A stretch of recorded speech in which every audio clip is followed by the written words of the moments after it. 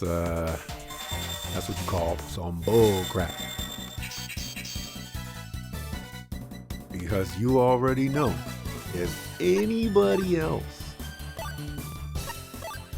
did that with less than however many subscribers you have, on like 33 million or something like that, you already know they would have been booted off, no questions asked, immediately. This type of scenario happens at my work.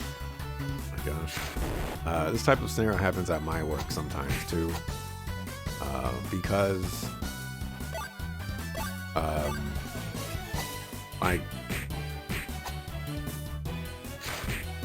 don't necessarily want to say people get preferential treatment, but like if you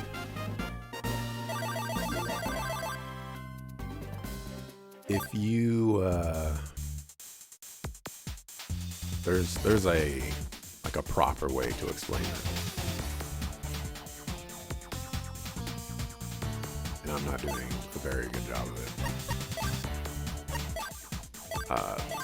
If you make the company a certain amount of money,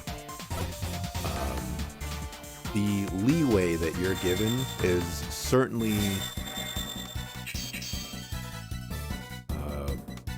more than anyone else. That said, I feel like if any seller or any individual were to do anything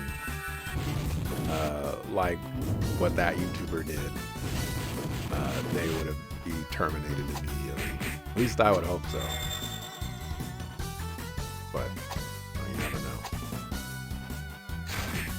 Never know until it happens.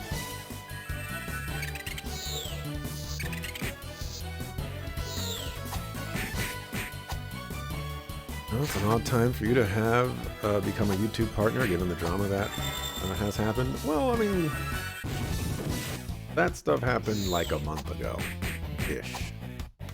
So, and I don't think the whole there was another YouTuber that was getting criticism for reaction content. I don't remember who it was, but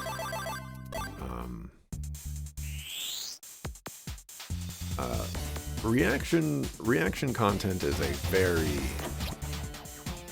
very interesting space. Can't be anything. Oh, it was XQC. I was watching The Legal Eagle, and he did a video on XQC.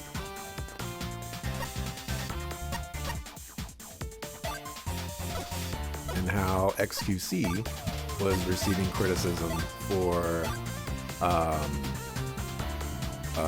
reaction content, but not really transforming it in any way. There were some cases where he would just be watching the video without any commentary whatsoever. And then there were scenarios where he'd leave while watching it and not like turn it off or pause it or anything like that, and then just come back, however long later. Yeah, this is part of the reason why you don't see me do much/any reaction anything. It's one of the reasons why I don't co-stream the State of Play, even though like in more recent times they have been more okay with co-streaming and stuff like that. Like, if you don't get permission, you're sending yourself down the deepest, darkest rabbit hole. And as a when you get put it into the YouTube partner program, there's always a copyright tab, but included in the copyright tab, you get a list of videos that match the content of your videos. And so, you know, like, if you're not automatically doing it, you can see who's copying it. Now, so far for me, it hasn't been accurate whatsoever, except for cases where it's on my second channel, stuff that I ported over. But you know, we're working past that. But yeah, I definitely try to stay away from that stuff as much as possible.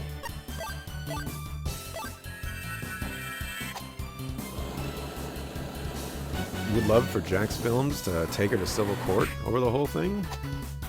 I wonder.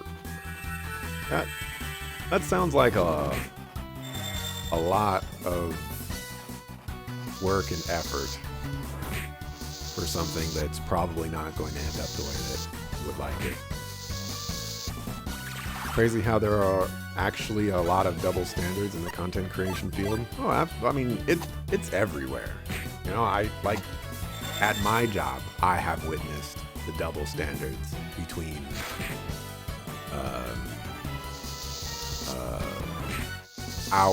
our clients versus our top selling clients versus our other clients.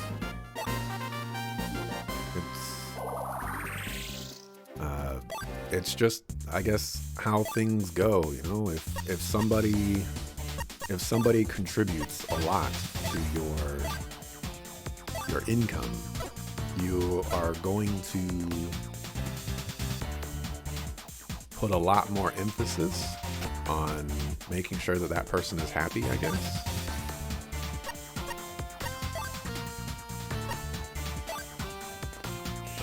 Whereas, like, from my point of view, you know, it shouldn't matter who or what bracket you're in. You know, if you make a mistake, you should receive the same punishment no matter what. And when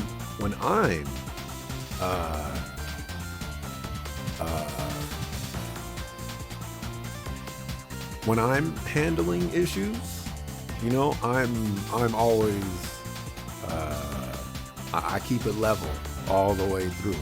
So sometimes I come across people that, you know, try to pull some crazy stuff, and I'm like, I caught you with this, and, you know, I lock them down. And then sometimes, like, escalate this to your manager, and then the managers are like, oh, you know, we're so sorry, you know, we'll let you off with a warning. That stuff frustrates the crap out of me.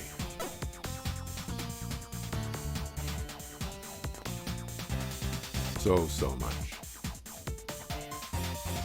Let me catch up on chat real quick before I talk to this guy.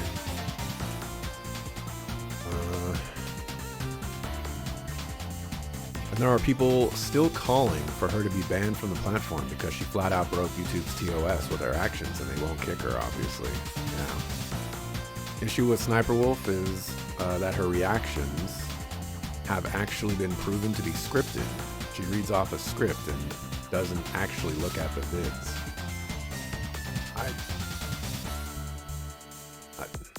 This may be, I don't necessarily think that's wrong. Like,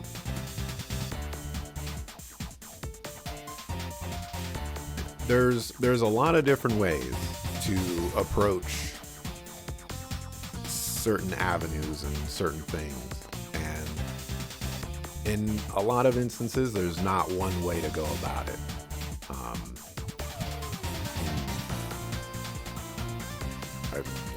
I guess I could just leave it at that. The only reaction content you watch is Knox Hill. Knox Hill is the bomb diggity. Between this and the Colin Bollinger stuff, it was a horrible time because a YouTube partner, or I guess a horrible time to become a YouTube partner. I don't know who Colin Bollinger is. Same reaction content is not for you. You find it lazy oftentimes, and the fast food of internet content. Knox Hill and Legal Eagle you would consider exceptions because they have actual angles and real thought in their commentary. You're much more content keeping longevity with media analysis. You're copying yourself? You can't believe it? Clone, man. You wouldn't consider Legal Eagle's content reaction content, as he doesn't do video watching or reacting to it. He does. Legal Eagle does have reaction content. There's like he has a video where he like watches Suits, which is a legal show, and you know he's like, and he would say, you know, like, oh, you know, they don't do that, but it's not in the same way where, you know, like a lot of reaction channels, they'll watch, you know, like the entire clip or something like that, or the entire episode, whereas he's just showing like little clips and things like that, and then, you know, adding his own thing to it. You know, the right way to potentially do reaction stuff. Could it be? Bless my bones, that's an Anthrodytes. Probably like Anthrodyte or something like that. That's probably how you're supposed to pronounce it, but we're going with Anthrodytes. The Phantom Stone Flower. So, would you give it to me, perhaps? Really? My thanks, youngin'. I simply must have anything rare things for my collection. Well then, get ready, prepare your mind for expansion, for I am currently creating something incredible. Lock up onto the roof. Where did I get lock up? Holy cow. Head up onto the roof and check it out. Check it out.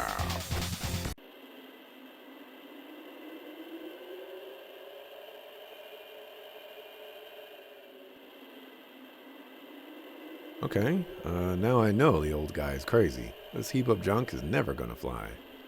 Hey, don't be so sure. I like the design anyway. I don't really care if it flies or not, because I won't. Sorry, but I don't like heights.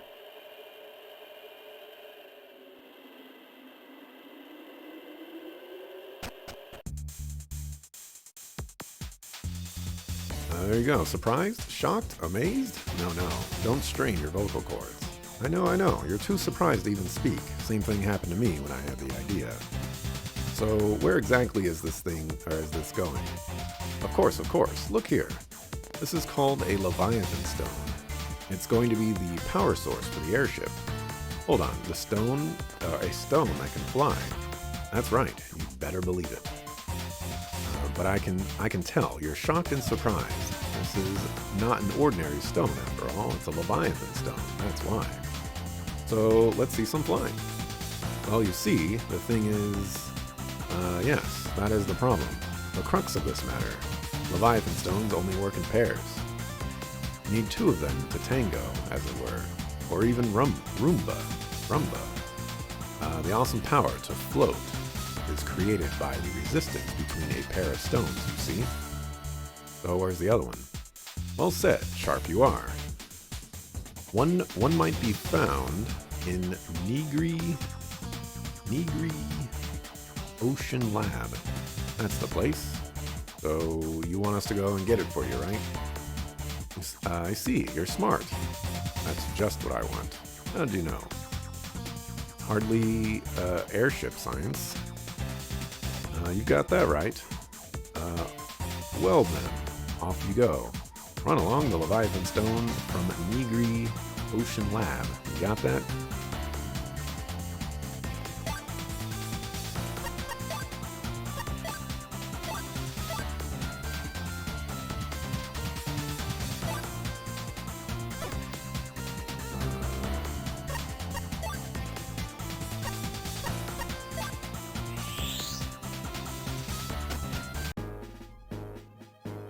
Get to Nigri Ocean Lab. Maybe I shouldn't have left. Maybe I should have. I know it's Leviathan Stone, kind of odd. Eyes. Get scared of flying. To this Ocean Lab, wherever it is. Yeah, wherever it is.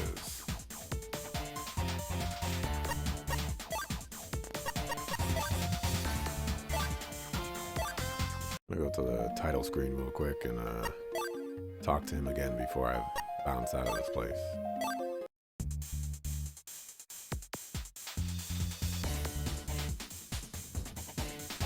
Alright, you're not going to tell me where this place is at.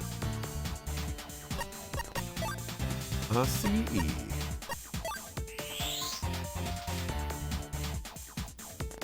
I guess in that vein, cinema therapy is that sort of content, and you do enjoy them. I don't think I've ever heard of cinema therapy before. I've heard of cinema sins.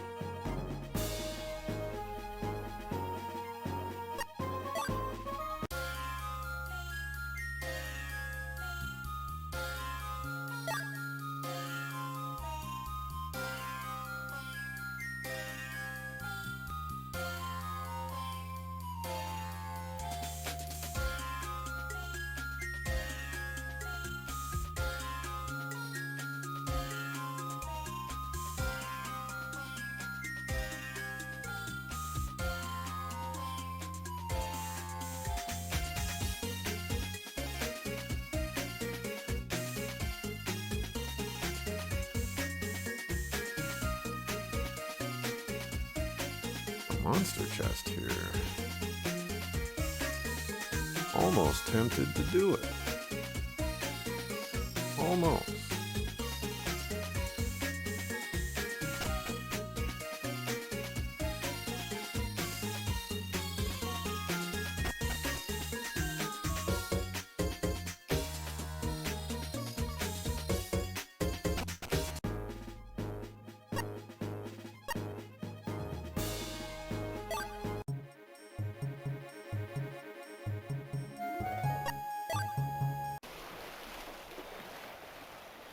You could argue the mythology guy is a form of that too, with how he reacts to stuff like Disney's Hercules and God of War and points out mythological inaccuracies. Never heard of that guy either. Cinema Therapy is a channel that is a therapist and a movie director that sit down and discuss movies from a cinematic direction and how they handle certain aspects of people and their relationships. That sounds very interesting. We're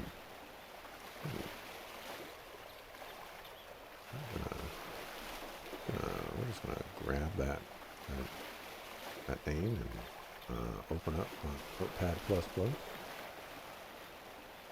Paste that name right there. And yeah,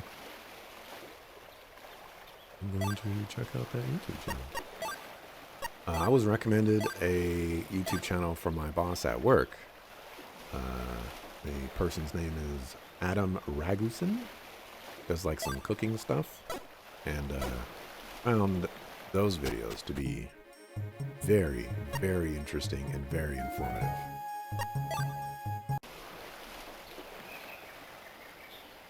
Always looking for more YouTube channels. Busy as a squidling at high tide, thanks to the ferry. If you want to ride it, you better hurry. Landlubbers.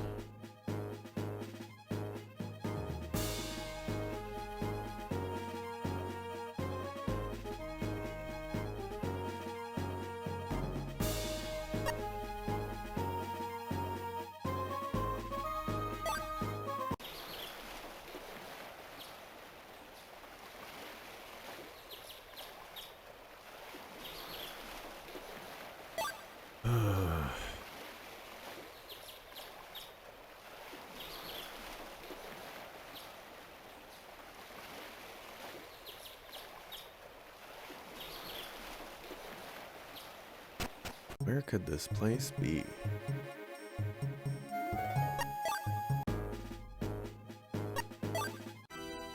Oh, wait, did I just see it? I did see it. It's right here. Oh.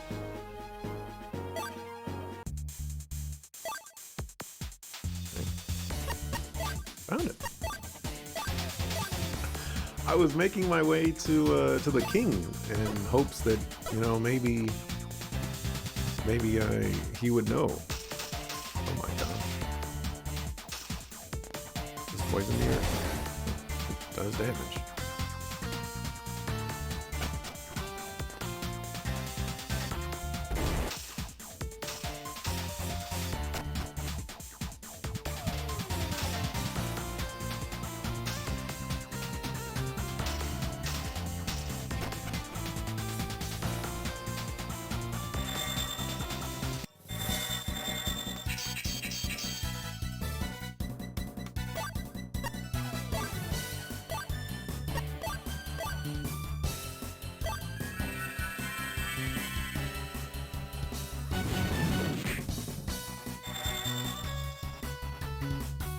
The mythology guy is pretty good. You may like him.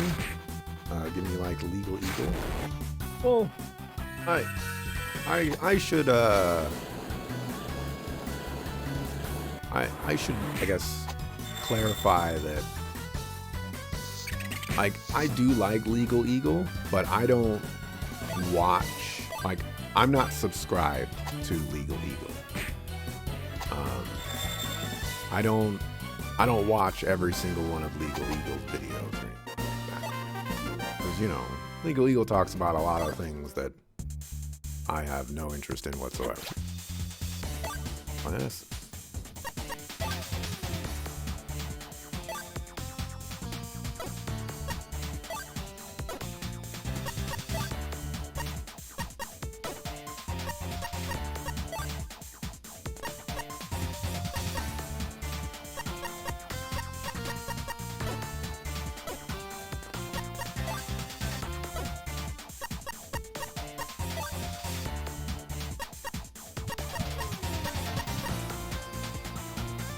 Does nothing but protects the face, but does it well.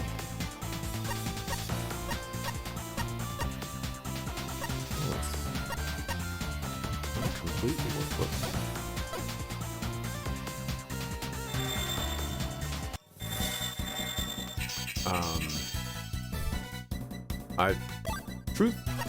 Truthfully, I'm just really stingy with me subscribing on YouTube. Like, I like Nox Hill's content. I think he is the epitome of what music reactors should be doing. But I'm not subscribed to him. You know, I'm subscribed to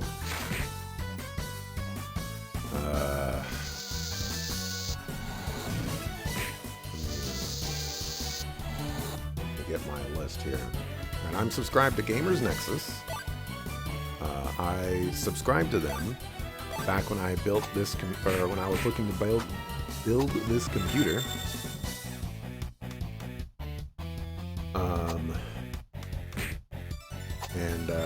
You know, they were very, very helpful in that, and I still watch their, you know, their videos and things like that. They are also really great for me to like put on the background and just listen, because a lot of the time they're talking about technical stuff that I know nothing about. But you know, eventually I'm going to need to make some upgrades, and it'll be fantastic for that again. Dead End Hip Hop. I like, you know, I like discussions about hip hop and rap music and things like that. And one of the things that really sets Dead End Hip Hop apart from everyone else is it's like 5 or 6 guys that have varying opinions and varying likes and dislikes about various types of hip hop. And you know, like not all of them have the same opinion, and so it's really nice to have this kind of forum discussion where they review albums or have discussions about topics that are happening in hip hop, and you know, they make it entertaining. Sorted Food. I like Sorted Food. They do really silly things with like cooking challenges and stuff like that. Really fun to watch. Masahiro Sakurai plays games, I think. The full name of his channel. Masahiro Sakurai on creating games. He started a YouTube channel, and I like his YouTube channel. Math Hoffa, he does a podcast where he talks to people in the hip hop industry, from like battle rapping to actual rappers to like journalists and things like that. He's talked to people like Fat Joe and Joe Budden and Killer Mike, and trying to think of like bigger names, Conway the Machine,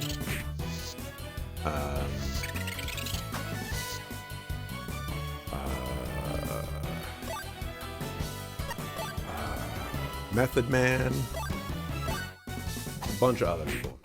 Adam Savage is Tested. I haven't watched their videos in a very long time, but mostly because I think they've done a pivot. Adam Savage used to do one-day builds a lot, and it seems he's doing a lot less of those lately, and they're doing more like Q&A type things from like Mythbusters, and that doesn't necessarily interest me as much, but as soon as they go back to posting one-day builds and whatnot, I'll be back on that train. Uprock's video I'm also subscribed to because they have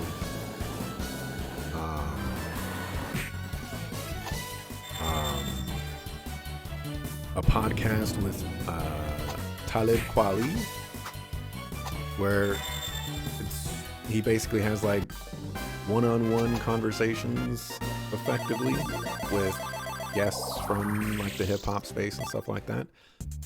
Very, very, very interesting.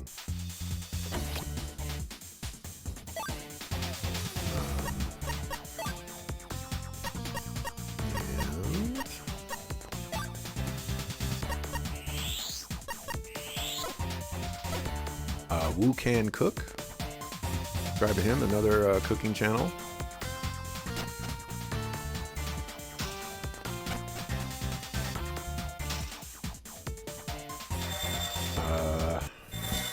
Aaron and Claire. I haven't watched Aaron and Claire's videos recently, but they're like Korean food cooking.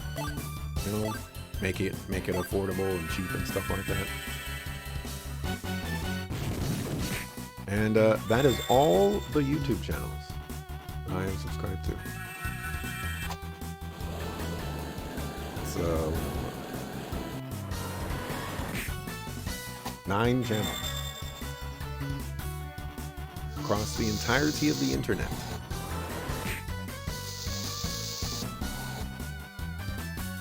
There are other channels that I keep up with, like Knox Hill. I check out his videos every so often. Harry Mack, check out his videos every so often.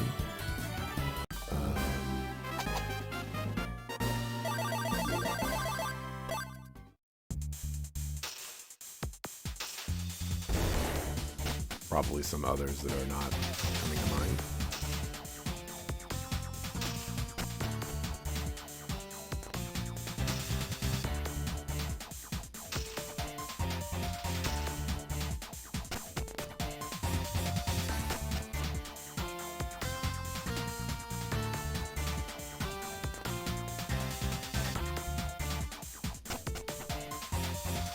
But yeah, I'm really stingy with my subscriptions, I guess, is the moral of the story here.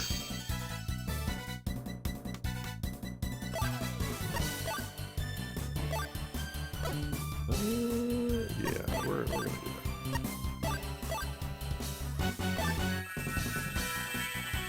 that. Sent 3 videos I might enjoy in Discord. I suppose we'll see. Oh, we shall see.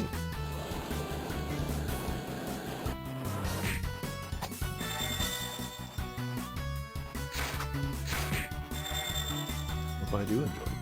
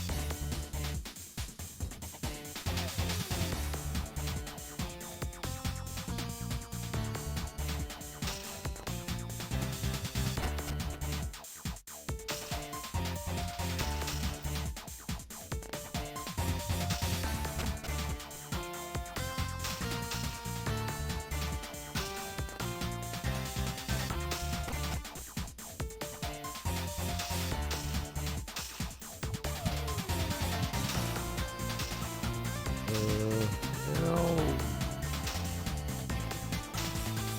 find this one. Am I safe over here?